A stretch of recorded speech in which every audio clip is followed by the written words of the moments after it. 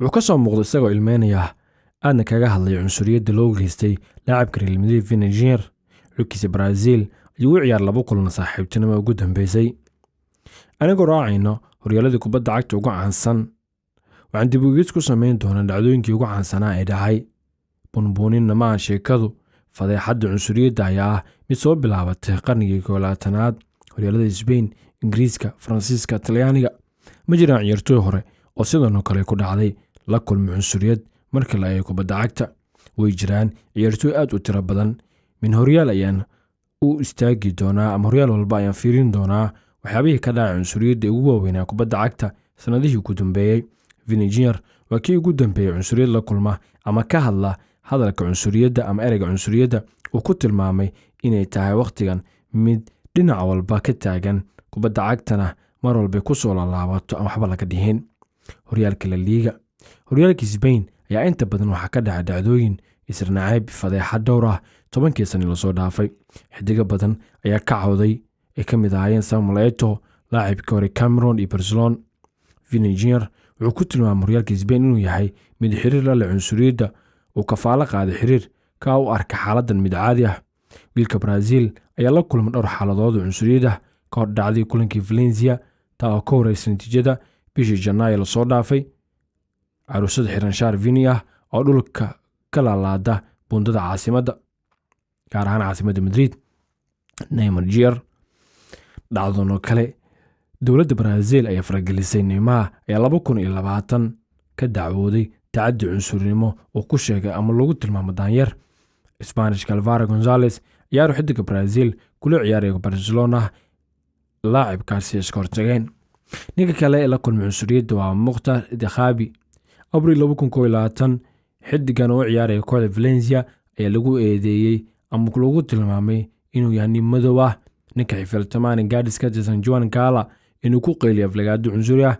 Dhacdadan ayaa sababtay in ciyaartii dhex martay istaagto daqiiqado yar kadibna loo bilaabo, laakiin Diakhabi la'aantiisa.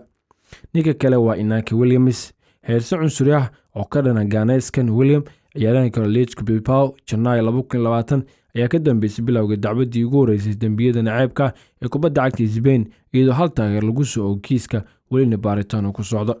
Nin kale waa Dani Alves. dhacdooyinka ugu xasuusta badan waxaa ka mid ah markii taageerayaasha reer Spain iyo Villarreal ay moos ku soo tuureen xidiga reer Brazil Dani Alves 2014, waxaana dhacdan loo yaqaanay mooskii cunsuriyadda. nin kale oo Felix Evercourse wiil ka soo jeeda wuxuu la kulmay tacaddi soo noqnoqday oo cunsurnimo ah intii uu ciyaarayay kooxda reer Spain Levante 1997-2008. xilligaasina kadibna uu ciyaari waayay. horyaalka Faransiiska, cadaadiska lagu hayo ciyaartooyda muslimiinta iyo kowkaah, waxaan ogaanay in noocyada midabta koorka ka jira isbaahaysiga Faransiiska uu si weyn u bartilmaameedsaday ciyaartooyda asal ka soo jeeda Carabta iyo Afrikaanka. ugu dambeysay bishii May markii wasiirka ciyaaraha Amélie Oudéa Castra uu dalbaday in cunaqabateen lagu soo rogo ciyaartooyda kubadda cagta ee diiday inay xirtaan funaanada taageeridda khaniisiinta, kuwa oo kale ah Mustafa Mohamed oo Masra, wiilka Marookaanka Zakaria Abou Khalal, Aljeeriyaanka Fares Saibi iyo ciyaartooy kale oo qayb ka ah Ajraf. ninka kale ama cunsuriyadda kale aan tilmaami karno waa Islam Suleimani. sanadii 2022 Islam Suleimani oo Aljeeriyaan ah ayaa sheegay in kabtanka Clement John Justin uu caayay isagoo ku jeediyay asal ahaan inuu yahay nin Carab ah. tababaraha Christopher Glitter 2023 tababaraha Francis Christopher ama kooxdaas xilliga maamulaya lagu eedeeyay cunsurinimo oo kooxda Paris taa ka soo horjeeday warar sheegay in cambaarayeen joogitaanka tirada badan muslimiinta Afrikaanka oo ka tirsan ururka Faransiiska. dhacdadan ayaa soo bilaabatay 2022 markaa uu macallin ah kooxda Nice uu ku tilmaamay inay tahay koox qashin ah oo madow badankoodana masaajid ku sugan yihiin maalinta Jimcaha. Pinet Aso Akoto 2014 wuxuu ahaa daafaca xulka qaranka Cameroon ayaa ku guuldareystay inuu matalo xulka qaranka Faransiiska. cunsuriyad fool xun ayaa loo geystay oo ay saxaafadda Faransiiska ku hayeen ciyaartooyda muslimiinta iyo kuwa madowga ah. 2021 fadeexadda cunsuriyadda oo ay ruuxday kubadda cagta Faransiiska ayaa ku lug lahaayeen ciyaartooy Afrikaan Carab ah, sidoo hadalka ku dhigay tababariga xulka qaranka xilligaas Laurent Blanc ka ku sheegay in taageersan yahay in la xadido tirada ciyaartooyda labada dhalasho ee ku sugan Faransa. Bundesliga, Mesut Ozil asal ahaan ka soo jeeda Turkiga ayaa laga badbaadin ama ka badbaadi waayay cunsuriyadda Jarmalka taa ku kalaftay inuu ka fariisto ciyaaraha caalamiga ee qaranka 2018 sababtoo ah ku tilmaamay cunsurinimo iyo ixtiraam darro ka dhex jirta kubadda cagta Jarmalka. Ozil ayaa sheegay inuu helay fariimo nacayb iyo hanjabaad ah waxaa loo heystay inuu mas'uul ka ahaa qabyaaladka niyad kale xulka Mannschaftiga ee Jarmalka koobka adduunka Rush inkastoo inta badan ciyaartooyda ay ka hooseeyaan heerka caadiga ah. Son Heung-min laacibka xulka qaranka Korea 2022 ama Kooriyada Koonfureed 2022 shaaca ka qaaday inuu la kulmay cunsurnimo dad badan ay u geysteen isagoo u ciyaaray horyaalka Jarmalka intii u dhaxaysay 2008 ilaa 2015 inkastoo xilligan uu joogo Premier League.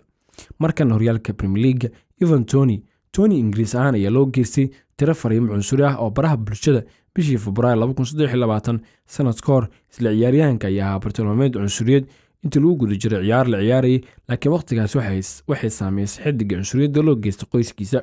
Thierry Henry xiddiga Faransiiska waryahanka hore Arsenal ayaa go'aansaday 2021 inuu isaga baxo dhammaan baraha bulshada sababo la xiriira cunsuriyadda iyo cagajugleynta ka jirta goobaha. ninka kale Ingiriiska cunsuriyadda la kulmay Marcus Rashford Janaayo 2021 waryahanka Manchester wuxuu sheegay inuu la kulmay bini'aadanimo midda ugu xun waxaana ugu xun ay bixiso warbaahinta bulshada kadib markii la kulmay xadgudubyada oo ku tilmaamay in cunsuriyad loo geysto wiilkan. horyaalka Talyaaniga Samuel Umtiti 2023 aflagaado cunsuriyad ah ayaa lagula kacay Faransiiskan asal ahaan ka soo jeeda Cameroon. Umtiti ka ama laga soo qaatay Barcelona oo lagu siiyay kooxda reer Talyaaniga.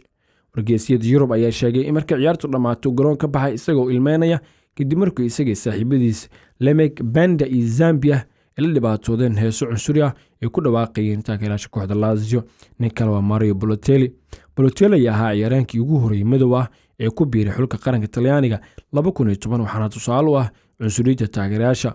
wuxuu dhiban u noqday aflagaado badan oo loo geystay isagoo ay ka mid tahay ma jiraan Talyaani madow ama jiro Talyaani madow ayaa lagu tilmaamay.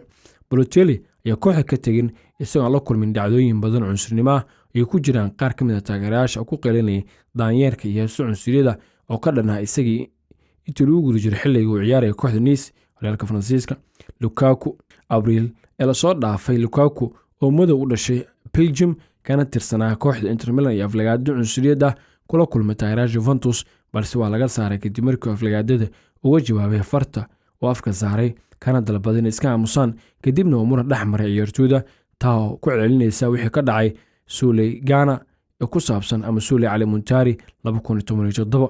ciyaartooyda Afrikaanka saddex ciyaartooy ayaa lagula kacay heeso cunsuriyada ka tirsan horyaalka Talyaaniga Victor Osimhen Khalid Koulibaly iyo Andre Ngueza oo dhashay Cameroon iyadoo taageerayaasha Fiorentina ay ku dhawaaqayeen daanyeer ama ku jeesjeesayeen ciyaartooydan madowga ah.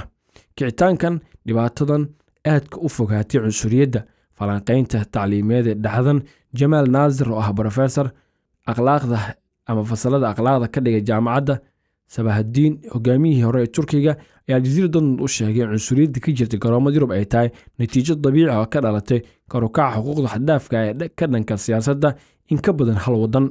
Nazir wuxuu xaqiijinayaa in kor u kac xaquudarrarka uu si weyn u saameeyay dhammaan dhinacyada nolosha ay ku jiraan ciyaaraha. laga yaabay wasiirka arrimaha dibadda Faransiiska oo dhawaan sheegay cadowgooda koowaad inuu yahay muslimiinta sunniga ah isagoo si cad u tilmaamay inta badan caalamka islaamka iyo sababta kubadda cagta oo isu dhinac dhigay oo loo sheegay inay tahay mid aad u dhib badan.